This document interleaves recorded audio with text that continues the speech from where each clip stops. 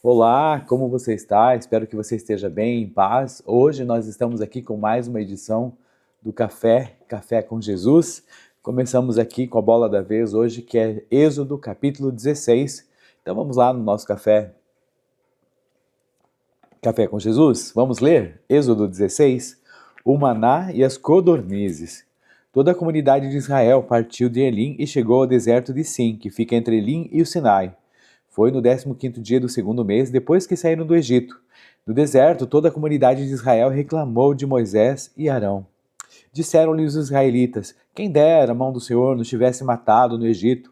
Lá nos sentávamos ao redor das panelas de carne e comíamos pão à vontade. Mas vocês nos trouxeram para esse deserto para fazer morrer de fome toda essa multidão. Disse, porém, o Senhor a Moisés: eu lhes farei chover pão do céu. O povo sairá e recolherá diariamente a porção necessária para aquele dia. Com isso os porei à prova para ver se seguem ou não as minhas instruções. No sexto dia trarão para ser preparado o dobro que recolhem nos outros dias. Assim Moisés e Arão disseram a todos os israelitas: ao entardecer vocês saberão que foi o Senhor quem os tirou do Egito, e amanhã cedo verão a glória do Senhor, porque o Senhor ouviu a queixa de vocês contra ele. Quem somos nós para que vocês reclamem a nós? Disse ainda Moisés: o Senhor lhes dará carne para comer ao entardecer e pão à vontade pela manhã, porque ele ouviu as suas queixas contra ele.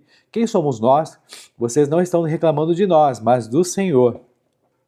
Disse Moisés a Arão: diga a toda a comunidade de Israel que se apresente ao Senhor, pois ele ouviu as suas queixas. Enquanto Arão falava a toda a comunidade, todos olharam em direção ao deserto, e a glória do Senhor apareceu na nuvem. E o Senhor disse a Moisés: ouvi as queixas dos israelitas. Responda-lhes que ao pôr do sol vocês comerão carne, e ao amanhecer se fartarão de pão. Assim vocês saberão que eu sou o Senhor, o seu Deus. No final da tarde apareceram codornizes que cobriram o lugar onde estavam acampados. Ao amanhecer havia uma camada de orvalho ao redor do acampamento. Depois que o orvalho secou, flocos finos semelhantes a geada estavam sobre a superfície do deserto. Quando os israelitas viram aquilo, começaram a perguntar uns aos outros: que é isso? Pois não sabiam do que se tratava. Disse-lhes Moisés: este é o pão que o Senhor lhes deu para comer. Assim ordenou o Senhor: cada chefe de família recolha quanto precisar, um jarro para cada pessoa de sua tenda. Os israelitas fizeram como lhes fora dito, alguns recolheram mais, outros menos. Quando mediram com o jarro, quem tinha recolhido muito não teve demais, e não faltou a quem tinha recolhido pouco. Cada um recolheu quanto precisava. Ninguém deve guardar nada para a manhã seguinte, ordenou-lhes Moisés. Todavia, alguns deles não deram atenção a Moisés e guardaram um pouco até a manhã seguinte. Mas aquilo criou bicho e começou a cheirar mal. Por isso Moisés irou-se contra eles. Cada manhã todos recolhiam quanto precisavam, pois quando o sol esquentava, aquilo se derretia. No sexto dia recolheram o dobro, 2 jarros para cada pessoa. E os líderes da comunidade foram contar isso a Moisés, que lhes explicou: foi isso que o Senhor ordenou, amanhã será dia de descanso, sábado consagrado ao Senhor, assem e cozinhem o que quiserem, guardem o que sobrar até a manhã seguinte. E eles o guardaram até a manhã seguinte, como Moisés tinha ordenado, e não cheirou mal, nem criou bicho. Comam-no hoje, disse Moisés, pois hoje é sábado do Senhor. Hoje vocês não encontrarão um terreno. Durante 6 dias vocês podem recolhê-lo, mas no sétimo dia, o sábado, nada acharão. Apesar disso, alguns deles saíram no sétimo dia para recolhê-lo, mas não encontraram nada. Então o Senhor disse a Moisés: até quando vocês se recusarão a obedecer os meus mandamentos e as minhas instruções?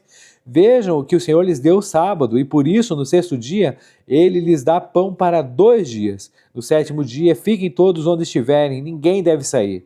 Então o povo descansou no sétimo dia. O povo de Israel chamou maná àquele pão. Era branco como semente de coentro e tinha gosto de bolo de mel. Disse Moisés: o Senhor ordenou-lhes que recolham 1 jarro de maná e que o guardem para as futuras gerações, para que vejam o pão que lhes dei no deserto, quando os tirei do Egito. Então Moisés disse a Arão: ponha numa vasilha a medida de 1 jarro de maná e coloque-a diante do Senhor para que seja conservado para as futuras gerações. Em obediência ao que o Senhor tinha ordenado a Moisés, Arão colocou o maná junto às tábuas da aliança, para ali ser guardado. Os israelitas comeram maná durante 40 anos até chegarem à terra habitável. Comeram maná até chegarem às fronteiras de Canaã. O jarro é a 10ª parte de uma arroba. Senhor nosso Deus, muito obrigado pela leitura de Êxodo 16. Agora, Senhor, que vamos refletir sobre esta palavra, vai à frente, Pai, nos dá discernimento e também entendimento da Tua palavra. Em nome de Jesus, amém. Meus irmãos, Êxodo 16, então é um marco na jornada do povo de Israel aqui pelo deserto. Isso ocorre logo após a libertação do Egito, nós vimos aqui. Qual que é o tema central? Provisão divina em meio à escassez, Deus testando a obediência do povo através do maná e das codornizes. Vamos dividir isso em blocos, 5 blocos aqui para a gente estudar esses versículos do capítulo 16, começando então do 1 até o 13, o primeiro contexto. O povo chega ali ao deserto de Sim, exatamente um mês após a saída do Egito. E existe uma crise. Diante da escassez de alimentos, toda a comunidade de Israel começa a murmurar. Lembram-se daquele verbo obstinar? Obstinar-se, né? Obstinação do faraó. Agora a murmuração do povo, contra Moisés e Arão. Então eles olham para o passado ali com uma nostalgia distorcida, né? E parece que isso insiste em ficar na mente deles, né? Afirmando então que no Egito tinham panelas de carne e ali comiam pão fartamente. Faraó era morto já, mas continuava fazendo ali, né, ali a escravidão desses escravos vivos, que ainda estavam com a mente ali, mentalidade ali no Egito. E aí o povo, né, como eu já falei, estava sofrendo então dessa amnésia espiritual combinada ali com uma distorção de autoria. Por quê? Porque eles atribuíam a crise aos líderes humanos. Vocês, Moisés e Arão, nos trouxeram. E então a libertação ali para eles não era um golpe de sorte, ou assim, né, o agir de Deus, para falar a verdade, eles viam isso como um golpe de azar. E aí a resposta de Deus, no segundo bloco, dos versículos 4 até o 12, o Senhor anuncia a Moisés que fará chover pão do céu. Essa provisão, gente, serve então como um teste para ver se o povo vai andar ou não na lei de Deus. E aí Moisés e Arão explicam ao povo que a murmuração deles não é contra os líderes humanos, mas contra o próprio Deus, e que a glória do Senhor então aparece numa nuvem para confirmar que ele ouviu os clamores do povo. Seguindo agora para o bloco 3, dos versículos 13 até o 21, a gente tem o envio, né, dessas questões de codornizes, que à tarde elas cobrem o acampamento, e pela manhã surge então essa camada de orvalho que ao evaporar deixa algo fino e semelhante a escamas no chão. O povo pergunta, o que é isso? Em hebraico chama-se manhu. E aí Moisés explica que é o pão enviado por Deus. Manhu significa literalmente o que é isso. Eles comeram algo por 40 anos cujo nome oficial era uma pergunta, manhu, que depois se transformou em maná. Isso aponta então para a transcendência da provisão. Era algo que não se encaixava ali na lógica, na categoria lógica daquela agricultura, daquela época, na agricultura humana. Isso era, na verdade, o agir de Deus. E com relação à questão das codornizes, ali no versículo 13, também há um pano de fundo ali geográfico da realidade. Veja só, aquela região do Sinai, ela faz parte de uma rota de migração de aves que vão da África em direção à Europa ali na primavera. E essas aves ficam exaustas de viagem ali sobre todo o mar, e aí elas voam muito baixo e caem no chão, muitas vezes por cansaço, sendo facilmente ali possíveis de serem capturadas com as mãos. O milagre aqui então foi esse timing profético, né, e a quantidade aí exata para alimentar a multidão no exato momento da promessa. Bem, com relação ao maná, cada um deveria colher então um gomer de maná, que dá mais ou menos 2 litros por pessoa, e não se deveria deixar nada para o dia seguinte. Alguns ali do povo de Deus, né, desobedece, e o maná acumulado cria bicho e cheira mal. E aí o texto nos mostra o quê? Esse milagre de proporção, de preservação, e não apenas do surgimento do alimento. Havia ali uma equação milagrosa, né? Uma equalização milagrosa para que cada família tivesse exatamente o necessário para suprir a sua necessidade diária. O detalhe físico, né, da física do deserto é o seguinte, quando o sol esquentava, no versículo 21, o maná ele se derretia. Ali na versão, nova versão transformadora fala o seguinte, a quantidade necessária de alimento, e quando o sol esquentava, os flocos que não tinham sido recolhidos derretiam e desapareciam. Ou seja, a janela de oportunidade então para exercer a disciplina e a obediência a Deus para a questão de obter o maná, manhu, era curta. Então logo nas primeiras horas da manhã, quem tinha preguiça, quem dormia até mais tarde, ficava sem o maná. Olha só que interessante. Depois nós temos aqui o bloco 4, que vai falar dos versículos 22 até o 30, a questão da instituição do sábado.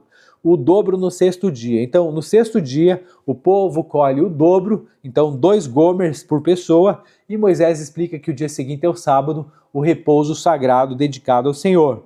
Então, o maná guardado do sexto para o sétimo dia, excepcionalmente, não cheira mal, não cria bicho, não estraga. E mesmo com aviso de que não haveria colheita no sábado, alguns saem aí para colher e não encontram nada, o que gera uma advertência do Senhor sobre a desobediência à sua lei instituída. E do bloco 5, dos versículos 31 até o 36, nós temos aqui o memorial para as próximas gerações, em que o pão é chamado então de manru. O que é isso? Maná, né? É maná que ele é chamado, era branco como semente de coentro e tinha gosto de bolo de mel. Deus ordena que 1 gomer do maná seja guardado numa vasilha diante da arca da aliança, para que futuras gerações vissem o pão com o qual o Senhor os alimentou. Israel comeu maná por 40 anos até chegar às fronteiras de Canaã. Veja só, em relação a isso, hoje ninguém sabe o paradeiro da arca da aliança e, consequentemente, dessa vasilha de ouro que abrigava o maná. Eles estão desaparecidos há cerca de 2.600 anos, ninguém sabe ainda o que aconteceu.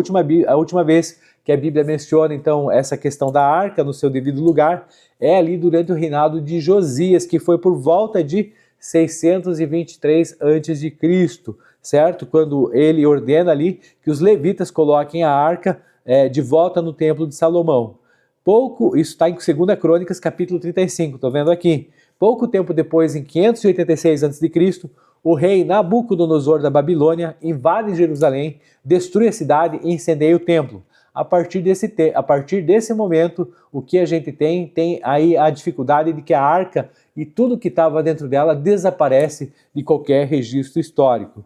E a lição prática, então, de Êxodo 16, hoje, é de que a provisão diária de Deus requer de nós confiança diária. Olha só, o maná não podia ser acumulado, exceto para o sábado, forçando o povo a depender da fidelidade divina a cada amanhecer e a praticar aí o descanso com base nessa confiança. Então, o desafio final para nós, o desafio pessoal, é de que o maná é a maior metáfora bíblica contra o acúmulo ganancioso de cada um de nós. Ele ensina então a economia do reino, o suficiente para o dia. Quando o ser humano tenta acumular além da sua necessidade diária por falta de confiança no amanhã, aquilo apodrece e gera injustiça social, cheira mal. Não por acaso, Jesus cita essa dependência na oração do Pai Nosso, não é verdade? Pai nosso que estás no céu, o pão nosso de cada dia nos dai hoje. Então que nós sejamos gratos aí pelo que temos e sejamos generosos e que, uma vez abençoados, nós também abençoemos. Que a gente possa orar para que Deus nos dê discernimento em relação ao que a gente tem e também em relação a não se preocupar tanto com o futuro. Até fiz aqui uma frase: vivamos com contentamento, uma frase de impacto, né? Vivamos com contentamento, nos alegremos com o momento. Espero que você tenha gostado do nosso breve café. Café com Jesus. Até a próxima. Deus abençoe. Valeu!